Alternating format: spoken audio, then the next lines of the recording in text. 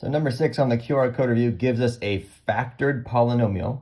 So it's factored because I know that this is being multiplied by this, so this is not in standard form. It's a factored version, so this makes the problem a little bit easier. Part A wants you to find the real zeros and then talk about the multiplicity. So I'm going to go ahead and write down the factors just to show you how all these things are related. So one of the factors that I can see is x minus 8. Another factor that I can see is an x plus 2, and it's raised to the third power. And this one's raised to the first power.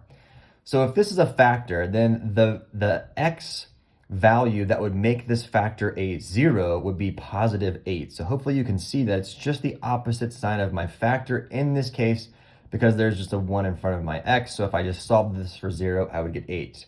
And since the degree of this factor is 1, this 0 has multiplicity of 1.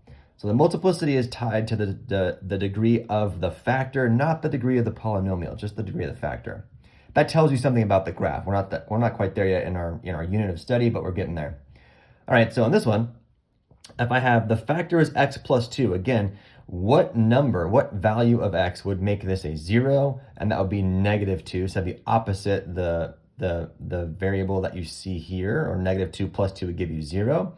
And I'm looking at the degree, the multiplicity is 3. So what that means is this is an odd multiplicity. This is also odd multiplicity. So the graph is going to cross through at each of those points. Again, we're not there yet, but we're getting there. Okay, what's the degree of the polynomial? Well, this factor is something cubed, and this factor is something to the first.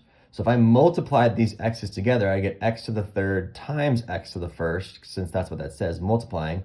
And therefore, that would be x to the fourth power. So the degree is actually fourth of the polynomial. And then it says, what's the maximum number of turning points? Well, we know that the maximum number of turning points is just the degree minus 1. So therefore, it's 4 minus 1. So this could have up to 3 turning points. It doesn't have to, but it could have up to a maximum of 3 turning points. And that's the analysis for number 6.